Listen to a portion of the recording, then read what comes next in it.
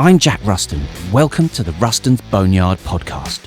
We're talking about real food, traditional cooking, nutrition, health and exercise. We're asking whether a more primal approach to life brings us further in line with the biology evolution has given us.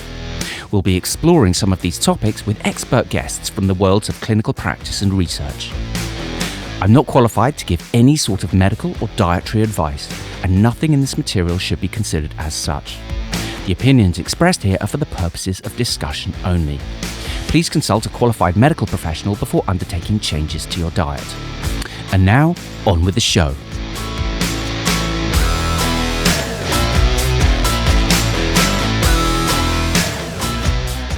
Hey you guys, I'm Jack Ruston. Welcome to Ruston's Boneyard. Now, over the past few weeks, I've been sharing my How Do We Lose Fat series. And in episode 3, we talked about hormones. Now, my material was a broad overview focusing mainly on metabolic hormones. And my intention was to persuade someone on the clinical side to come and talk to me to flesh out some of the finer nuance in what is an extremely complex topic.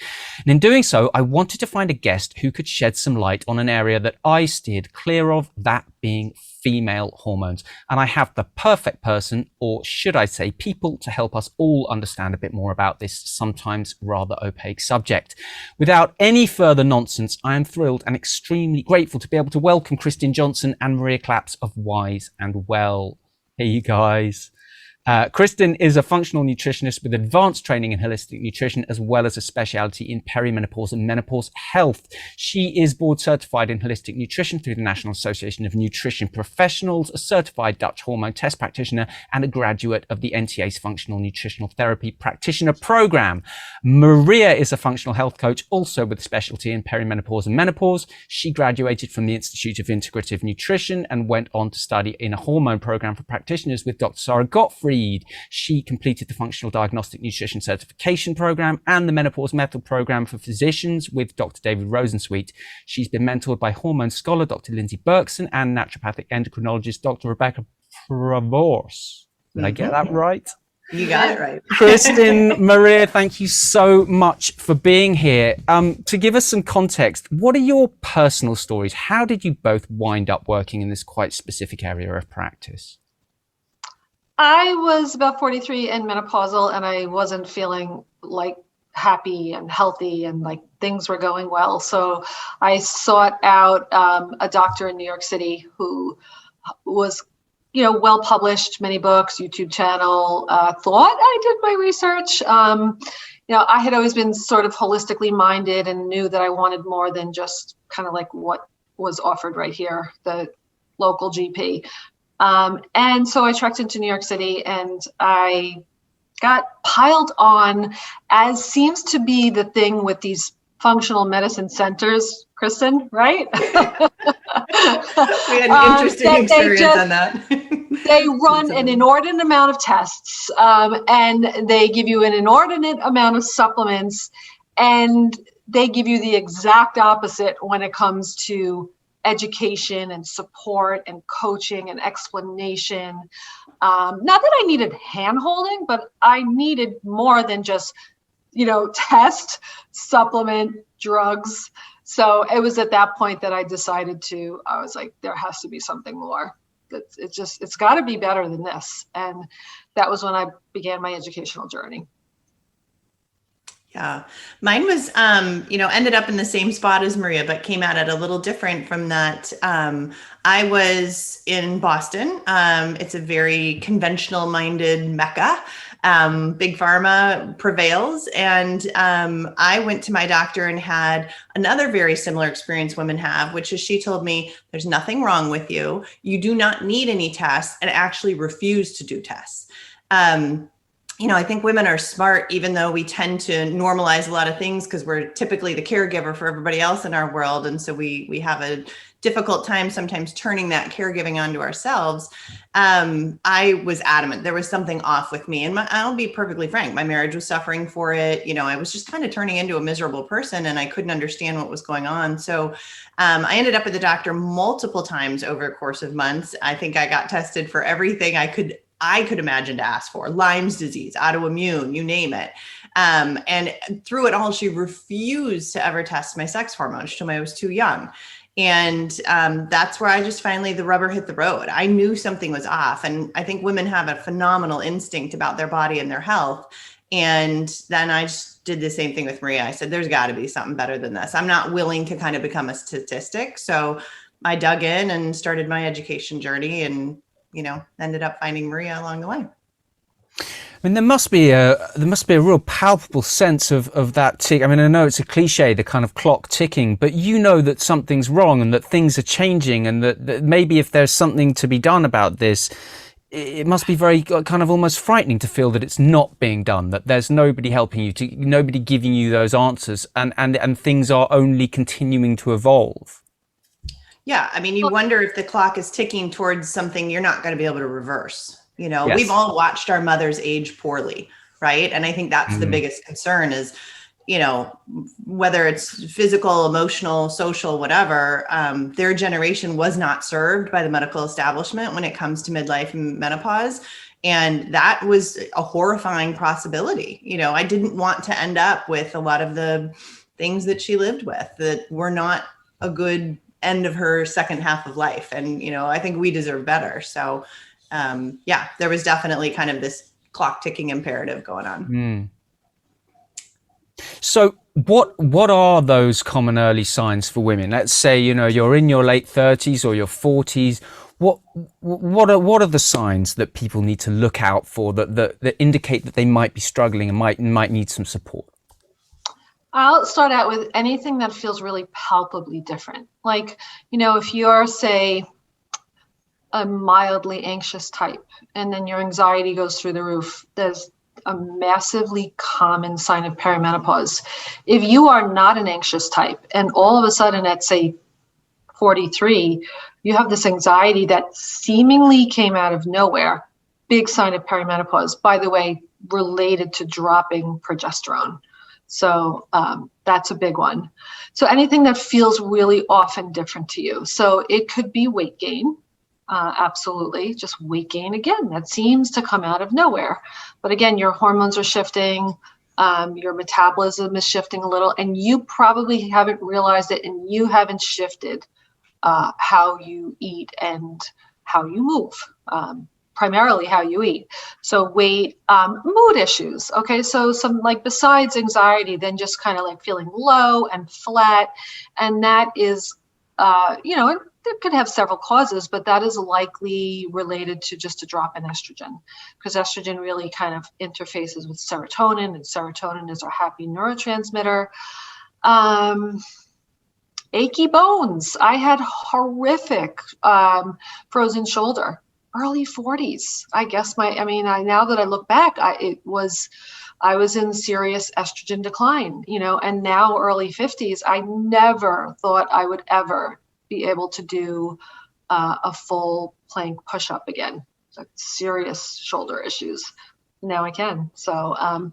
So yeah, there are some things that, Kristin, what else would you say? I put in disrupted sleep is a huge thing. Yeah. Women suddenly become bad sleepers in their early 40s and mid 40s. And that has a whole cascade of health impacts, as we all know, is when sleep is elusive. Cognition, I just could not function some days. And it wasn't, for me in the beginning, it wasn't a mood-based issue. It was truly just brain function was just off. And, you joke about it. We kind of get self-deprecating with this, like, oh, I can't live without lists every day. I need lists to tell me about my list, et cetera. But, as much as we want to attribute that to sort of that frenetic period of life with kids and everything, we should be able to function better than this. We have high functioning skills. So that was an issue for me. And like Maria, the joint, I didn't have the joints. I had a lot of ligament and tendon changes. And as you know, Jack, I've had a boatload of surgeries, and a lot of them have, joint replacements and different things that were not age appropriate. If I look back and I'm totally honest with myself, knowing now that the hormonal decline was impacting the strength, the fluidity, the flexibility, and all those things of those ligaments, it does always leave this nagging question in the back of my head of, would I have ended up with those injuries, but for a hormonal deficiency?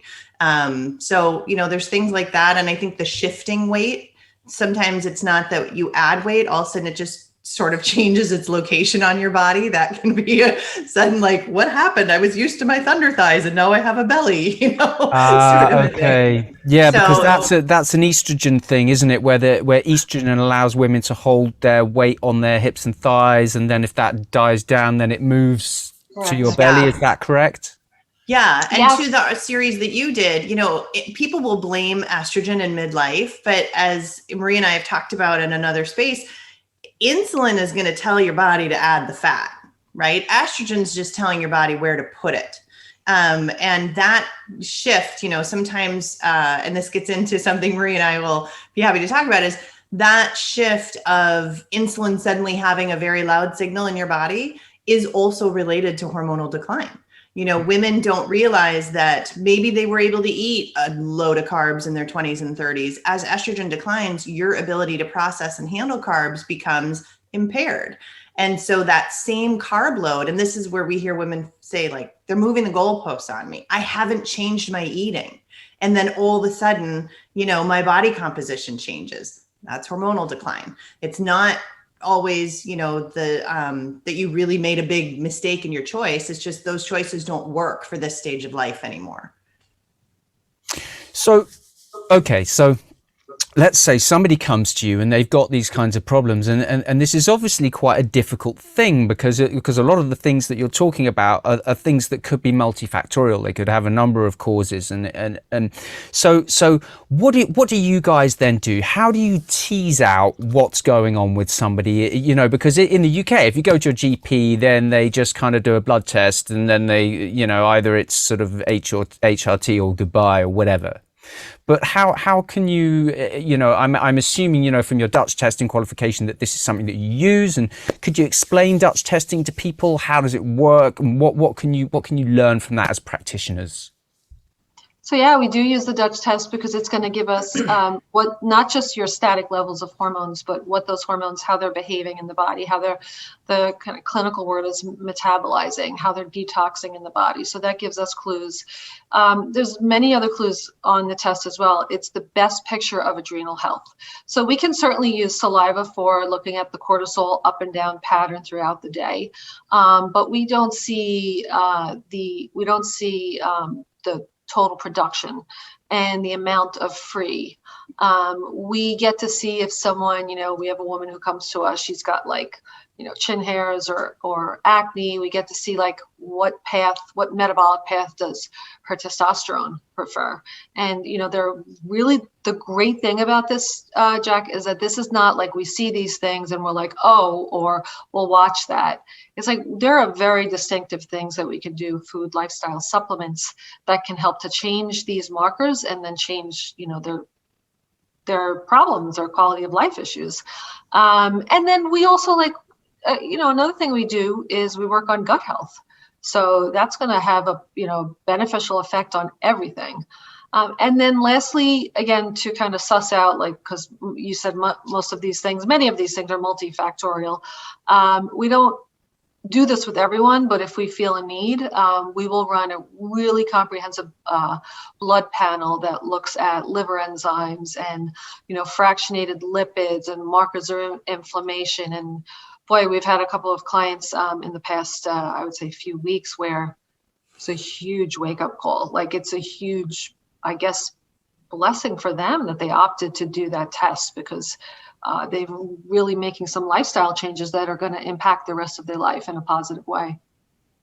Yeah, I would say too, the Dutch test, although it doesn't test it directly, it does give Maria and me a hint if there's any pattern related to thyroid dysfunction. And that's another piece of that midlife puzzle, right? Is that just as our ovaries are aging naturally, which is normal, the thyroid sort of has a bit of an aging process too. And because it is multifactorial, sometimes for a woman, it's maybe an autoimmune process within her thyroid.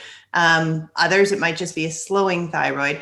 And when we start to identify estrogen and progesterone deficiencies, we often uncover thyroid dysfunction along with it. So the Dutch will kind of give us a hint like, there's a signal here. Maybe we should look into this further. And then we'll recommend either with their GP or us, we can pull a blood lab to do a really comprehensive thyroid panel.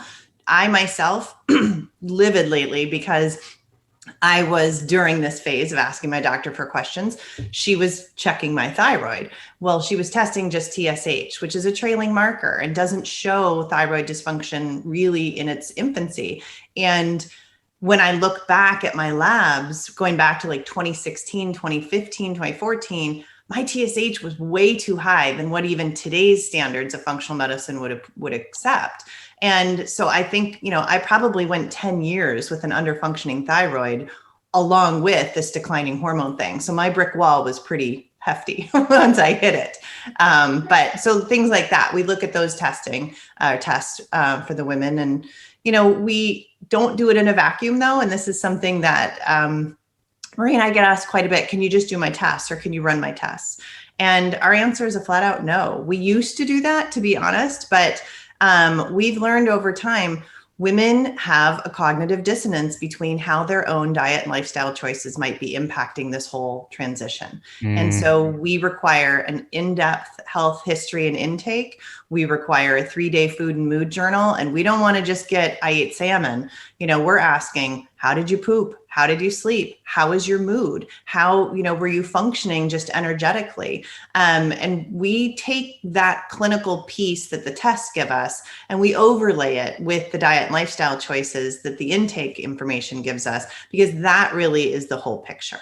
We aren't victim to whatever's happening in our body. We are influencing things to a certain degree. So that would be an important piece, is that women step back and, look at blood tests in the context of, what they're doing as well.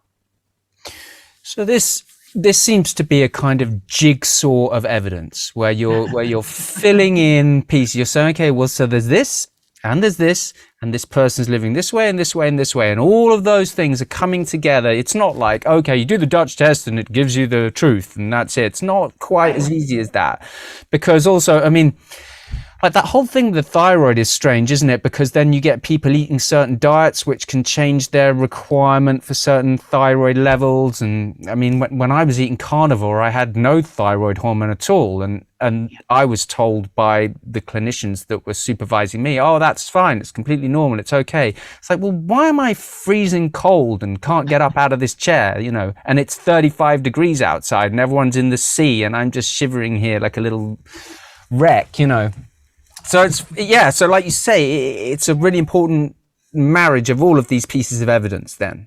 Yeah. And it's also really individual. There might be someone, Jack, who lives next door to you who's thriving on carnivore and they don't see their thyroid throttle. Right. And so that's the other piece of it, is we have this wonderful access to a lot of information via things like social media and different internet options. And so women sometimes start kind of biohacking themselves. And it's like this game of whack-a-mole, like, oh, I'm going to do carnivore for 3 months. And now that didn't work. So now I'm just going to do keto for 3 months. And they come to us ultimately very frustrated, because this process is happening in the background with those goalposts moving on their health factors. And then they're sort of, hacking their way through trying to get answers. It's just not that simple. This is, not a plug for us. You just need a practitioner and a clinician who's trained in these things to take that puzzle jigsaw look and put the pieces together. So. And you need some time. Yeah. You need some time. Like, these things don't turn around right away. And, and then that's just another reason why we refuse to just sell tests and, interpretations of tests. Women think, that's good, but it's really a small piece of the whole process. Yeah, I think we see this a lot, don't we? Where, online, where people are changing too many things too quickly and they're not giving anything time enough to develop. Uh-huh. Yeah. So you guys are saying, look, let's give this 90 days. Let's make these changes that we're going to suggest to you, and then let's reevaluate and see what changes, and then we might need to escalate. So on that basis, tell me what, you mentioned diet, exercise, Maria, when you were talking earlier, how should people be eating? How should they be exercising? What kind of things are you suggesting to your clients? And then moving up from there, how does that scale of intervention develop? Well, we live in a very carbohydrate, easy access society, right? And so and they can be a little bit addicting. And so, and when we eat that way, in our 20s, 30s, maybe early 40s, we can get away with it because we have estrogen. Now, it's not necessarily still healthy, but it doesn't have as much impact on the body. Okay, so now when we move into, say, starting in the early 40s, mid 40s, whatever, that is a little different for each woman, but she tends to know like things are changing. We have to up the protein and really dial back the carbs. And another thing I'm going to add to that is just this whole, one of the things took me years to come to realize is like alcohol is not my friend. So this kind of like mommy juice, wine o'clock somewhere is so not helping you. So, yeah. And I would say Maria's being kind. Protein, it's got to be animal protein. And that's a really, really uncomfortable place for a lot of women because they're drilled with this sort of low fat, calorie in, calorie out mindset. Protein, while calorie for calorie, the same, or gram for gram, I should say, the same as carbohydrates, it comes with a package of fat, right? And so women will focus on the plant-based thing. We also have a fairly large global narrative regarding plants being better than animals right now. And so we see a lot of these women who are like, I do eat high protein, and they're layering, pumpkin seed protein powder with pea protein and soy in their salads and things like that. And we need to have a really honest chat with them about, what are we trying to accomplish, right? For women, it's often the vanity point of our appearance. And how do we change our appearance? We shift our body composition. We want more muscle, less fat. Well, what do we need to build muscle? We need complete amino acids, and they're going to, really be coming from plants. So, from animals. And so we do have to shift that whole spinach salad with a side of chicken mentality of eating and put them on a higher animal protein template. But then the movement piece is key. You can't just eat protein and think the muscles are going to come, right? And that's another piece of women's kind of habits at this stage of life. It's cardio, and I'm going to exercise off what I just ate, or I'm going to earn my calories. And that needs to be completely shattered in women. And we are a bit noisy on that issue. We're like, look, drop the Orange Theory fitness, quit the constant running, ditch your treadmill, stop the Peloton. It needs to end.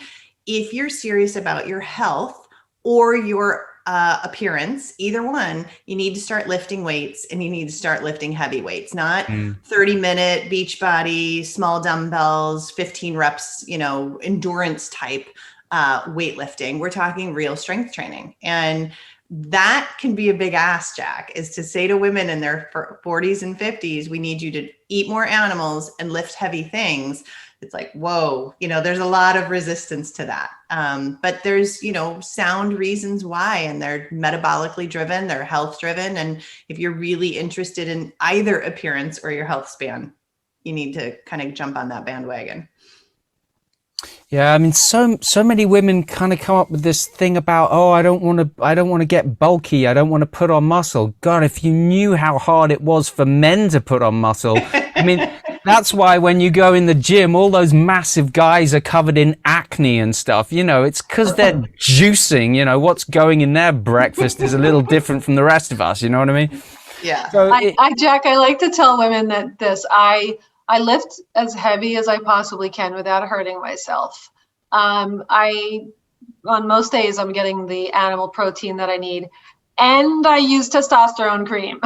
Yeah. And I still can barely build muscle. It's really hard. Yeah. We like to tell them, like, that's the least of your worries is actually bulking up in midlife, because it is a downhill battle.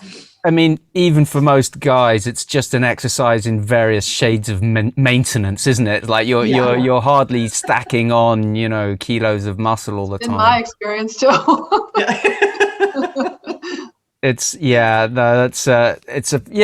So we're looking at those kind of pillars of sort of cleaning up the diet, sorting out exercise, and strength training. And so many women, they're so much stronger than they think they are. Men are always so much weaker than they think they are, and women are always so much stronger.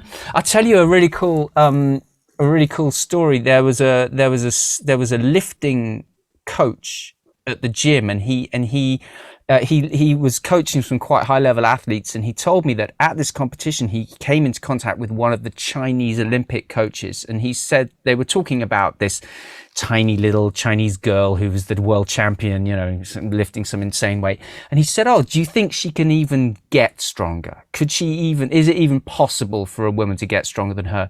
And the coach said, "Oh yeah, when she has her children, of course she'll get a bit stronger." Which was really interesting. And in their coaching mentality, that's a thing that makes women physically stronger. They go up a whole other notch when they have children. That's really surprising. I'd never heard that before, but it's quite an interesting thing. I mean, it raises a good point that even though we're talking more midlife, women who are still cycling, they can take advantage of that natural cycle to maximize their gains in the gym by timing their workouts according to their hormone surges. And that's something that we were never, it was kind of taboo to even talk about menstruation when we were growing up. So, women today knowing more than we ever did about their cycle, they can kind of start that body composition lock sooner by really starting to harness the natural ebb and flow of their cycle over a month and, lift heavy in the beginning of their cycle and things like that. So, hormones have a huge, powerful impact on that. For sure. So it's the first stage, is it, that you want to lift heavy? Yeah. And then after ovulation, back less. off. You want to back off, yeah. Yeah. That's Give your body some rest. That's fascinating. What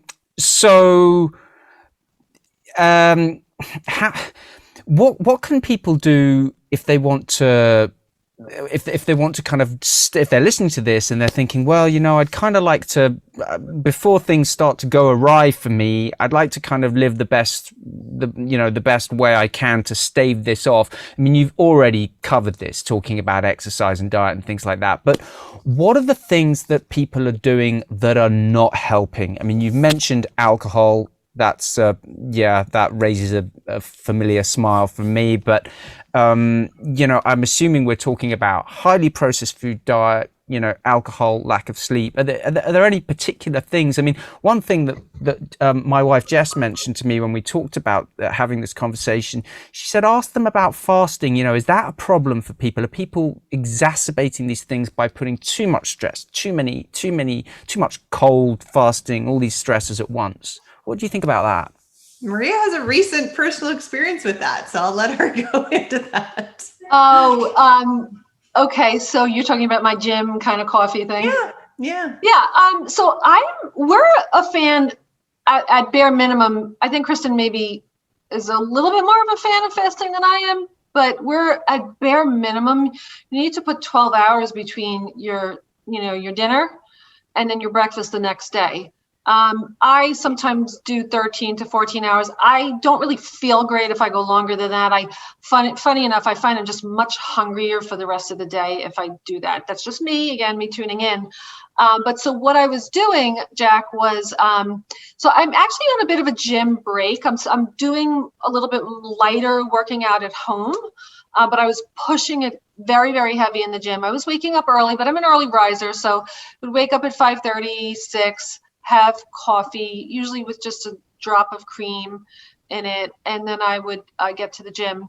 Occasionally I would have a small meal, like a half of a protein shake before I would go to the gym. Anyway, so get to the gym about 6:30, work out really, really hard.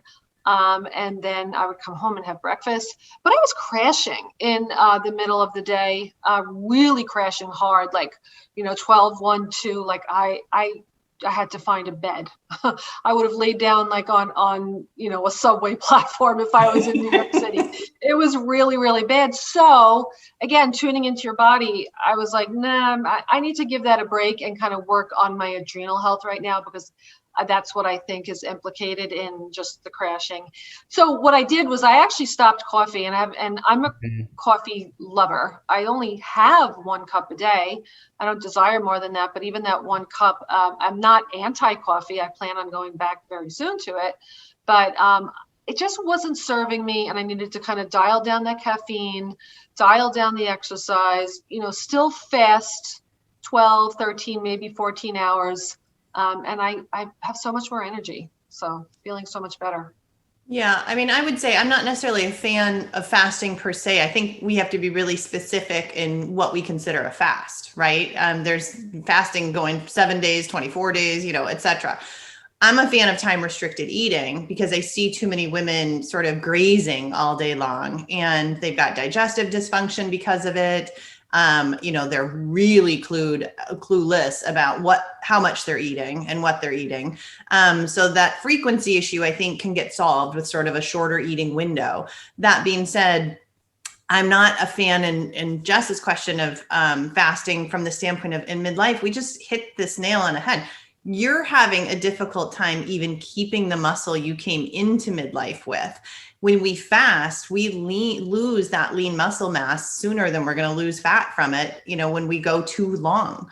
And so, I'm more like a 16-hour fast kind of girl. I don't feel good if I push it to 18. And part of the reason women need to be honest about this is if we're asking you to get a certain amount of protein in, right? How are you going to eat that quantity of needed protein for your diet in a 6-hour window? It's nearly impossible unless you just never leave the kitchen for those 6 hours. So, Maria and I, we talk fasting more like digestive breaks and restricting your eating window for better insulin sensitivity and things like that. But anything beyond a 16-hour fast, in our opinion, is going to start to have a negative impact on a midlife woman's body. It's just inevitable. Her adrenal health is usually not optimal. That's just life. Her muscle mass is usually not where it needs to be. Her protein intake is probably not where it needs to be. And overcoming those 3 things in anything beyond a 16-hour fast, nearly impossible. So the difference between Maria and I like to work out fasted. She realized that's just not a thing for her. But, that's the individuality everyone needs to figure out. So, yeah. It is difficult with the protein, isn't it? I mean, I've had so much benefit from eating more protein, even more than I thought I needed. But I'm a rare example in that I can easily eat 150 grams of protein in 10 minutes. I'm no problem, no problem at all. Like mad props to Jack. but it's very difficult, isn't it? I mean, I had this conversation with my mum recently because she clearly needs to eat more protein. She was having some problem and with fractures and stuff like this. And we had this conversation about it. And I said, look, Mum, you need to try and get 100 grams of protein a day. It's not even that much. Try and get that, and she said, oh, well, darling, I mean, I'm all right. I had an egg. It's like, He's okay. Try and make a breakfast out of eggs. Yeah, I mean, but people, smoothie were like, no, but we hear all the time, I had an egg and a piece of toast for breakfast. Yeah, and then you get into this kind of thing of trying to explain leucine thresholds to people and stuff, and it's like, well, if you eat 6 eggs, what do you mean eat 6 eggs? And they look at you like you're absolutely crazy. It's like, well, if you're gonna do it with eggs, then you're gonna need to eat 20 of them a day. So you might want to, get the cans of tuna out or something because it's going to be hard. Yeah. Well, I think, you made the term or came up with the term earlier, this jigsaw. And I think that's the piece that, gets Maria and I even more jazzed up is that we don't want women to think, because it would be a mistake, that diet and lifestyle interventions are going to mitigate all the impacts of menopause and hormone deficiency, right? There is another piece. It is a multi-piece jigsaw puzzle, and that turns into the hormone replacement piece. I mean, we tend to think as people that, pharmaceutical interventions are bad. They're not, they have their place though. We did not just 100 years ago live as long as we were. And so now that we're living longer, you hit the longevity point, we're we're living without hormones for a very, very long time of our lives. And that has some implications that I think are really important for women to understand. So when you talk about what can these women be doing, Maria and I would say, educate yourself on what the, imperatives are of no hormones in the body, because there's some pretty serious ones that you don't see and feel. And that, becomes an issue. Yeah, so I mean that was I guess where we're going to move on is to this idea of more of a pharmaceutical intervention at that point. I mean, historically it seems to me that that it was just like, well, here's HRT or not, and off you go. I'm assuming that these things have come a long way. Can you shed some light on that? What do people need to know about where things stand now? How has this evolved? HRT kind of came into prominence in the 1960s, and it was Premarin. And so that is a synthetic estrogen that's derived from horse urine, right? So right? Mare is a horse and IN is for urine. So it's not an urban legend. It really does come from horse urine. It's not it will stop hot flashes. It will probably give some other benefits in the body. It's not the best. So like you said, we actually have come a long way. So now really the best thing is for us to have just bioidentical estradiol. The word bioidentical kind of trips some people up, especially some medical professionals. Like they think that we mean, oh, it's compounded cream. No, you can get bioidentical kind of pharmaceuticals made by a big pharmaceutical company that is going to be, kind of every dose is going to be standardized. So yeah, there's a lot. We have come a long way in the past 60 years or so. Yeah.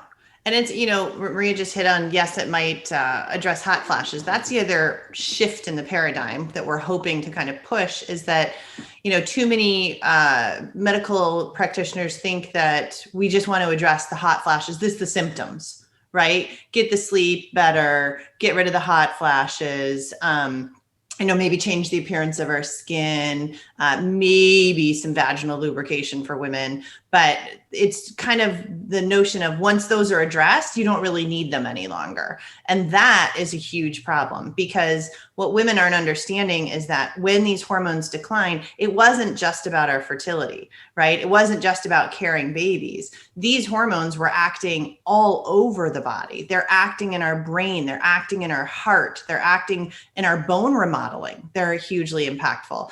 So when we decide to live without these hormones, we have to recognize that all the wonderful diet and lifestyle interventions in the world are not going to confer the protection that hormones were giving our brain, our heart, and our bones.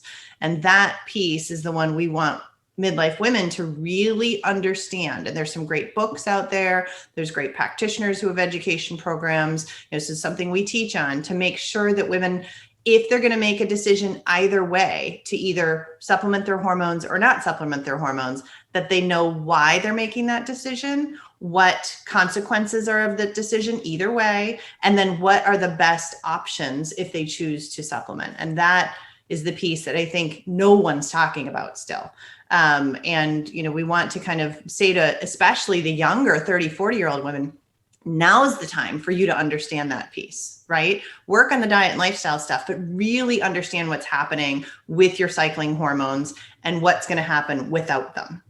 And then they're going to be in a much better position than people like Maria and I, who are kind of caught blindsided.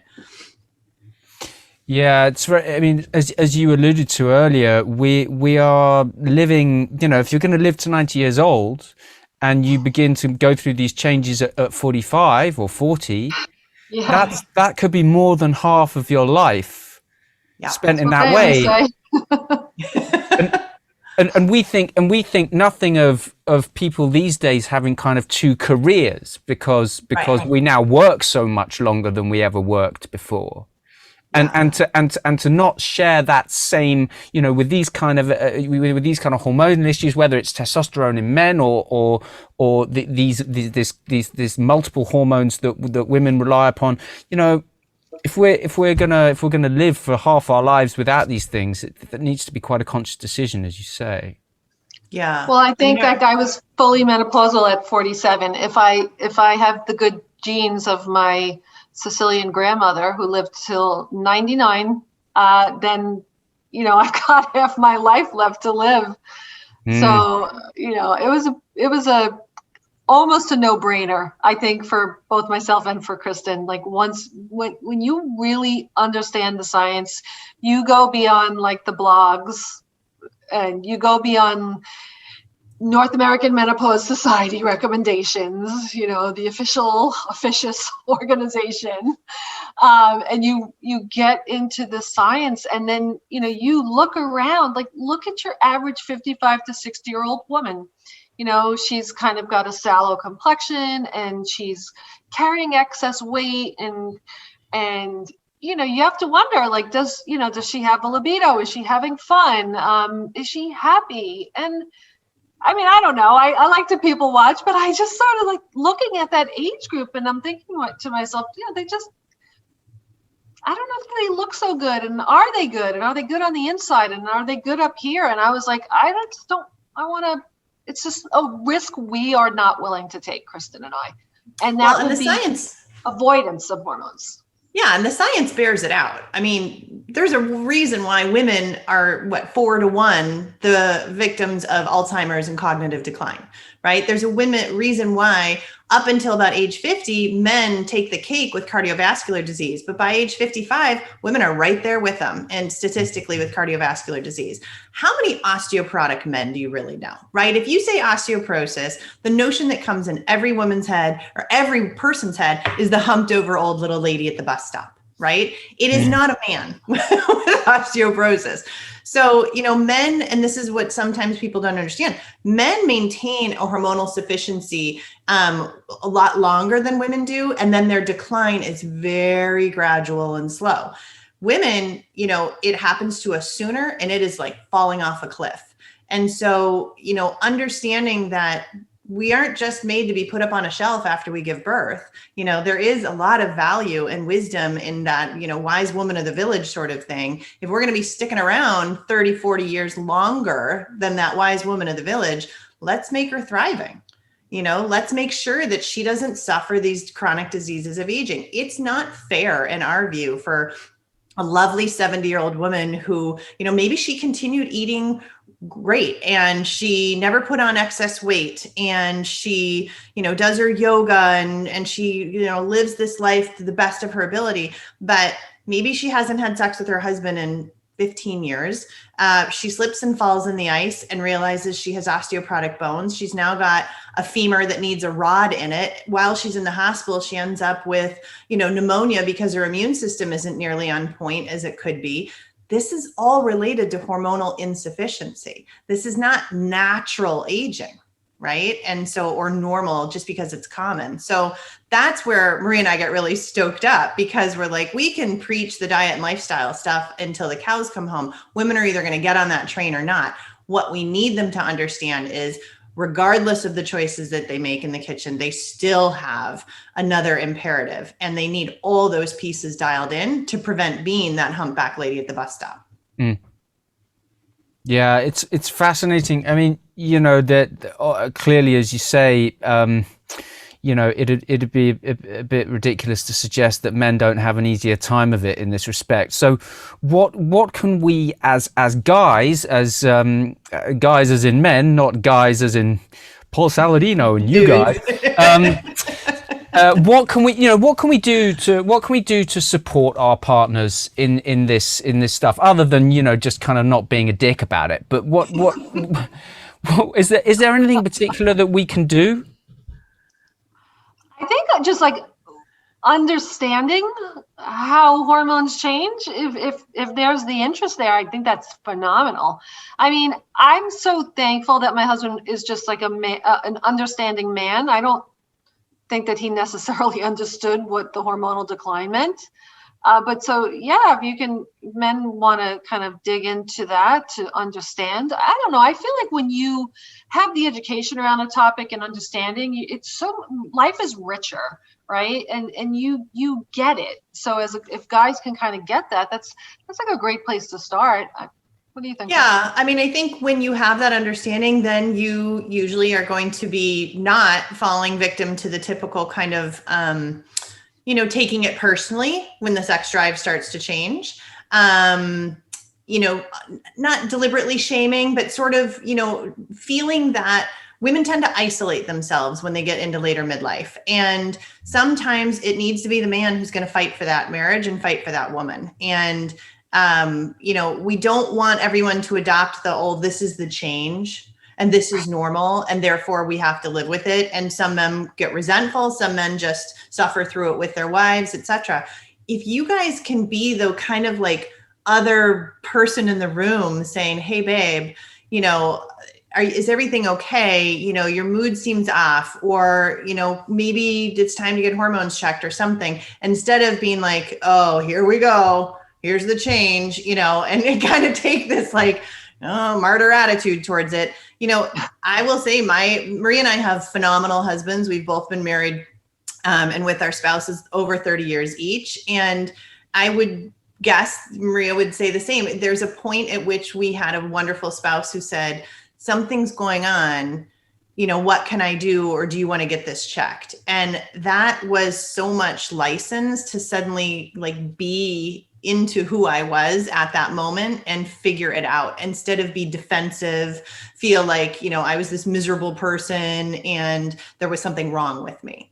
So, I think from a male standpoint, we love the fact that more and more men are saying, what can I do to support my woman? Because, we do feel alone when we go through this, even with our girlfriends. It's not something that everyone wants to talk about, that sex is suddenly physically uncomfortable. Women aren't talking about that. We just kind of be like, oh, I'm not interested anymore. Oh, I know, me too. That is not a healthy discussion. So, sure. If you can have that intimate kind of connection to what's going on with your woman, just being based on knowledge, your support will literally mean the world to helping her through this. And, that we commend you for that, because that's another sort of generational shift that needs to happen for sure. Well, it's great that we can have this conversation, and people can kind of talk about it, to find ways maybe as a couple to kind of slow down this trajectory, because as you say, for men it's going like this, and for women it's going like this, and if we can find a way to balance that out slightly, whether that's with lifestyle factors or clinical intervention or whatever, to get these two paths to peter along together a bit, the more we can kind of treat that as a problem to be solved as a couple, or as a family even, rather than something that one person has to go off and quietly, shamefully, think about how their rubbish body is giving up on their own in the corner. And wondering if maybe they really don't like their husband anymore. Because, yeah. There's just too cliche, honestly, that marriages start to break up around this time. It's not, a coincidence. We hate to say it. There's a mood shift and an intimacy shift and a physical shift. And if we're all on talking terms about it, we can maybe blunt, the impacts of those shifts. So. Yeah. Absolutely. And now you guys have insisted we take alcohol out of the equation. What Not insist, just suggest. Everyone kind of has to come to that realization on their own. Like I said, it took me a long time. I think a lot of us have come to that realization. It's really interesting looking around. It's a generational thing as well, to look around and see that a lot of us at this age have suddenly started kind of just naturally shifting away, without maybe even any great sort of intervention, just naturally shifting away from it, just finding that it's not serving us in the way that it used to when we were 20, Yeah. Yeah. But guys, thank you so much for having this conversation, because it's important and it's fascinating, and it's really, really, amazing for me to learn all this stuff from you guys. And I'm sure in that being the case for everyone else as well. Where can we find you if someone's watching this and they want to contact you about their own situation and to come and talk to you? Where can we find you?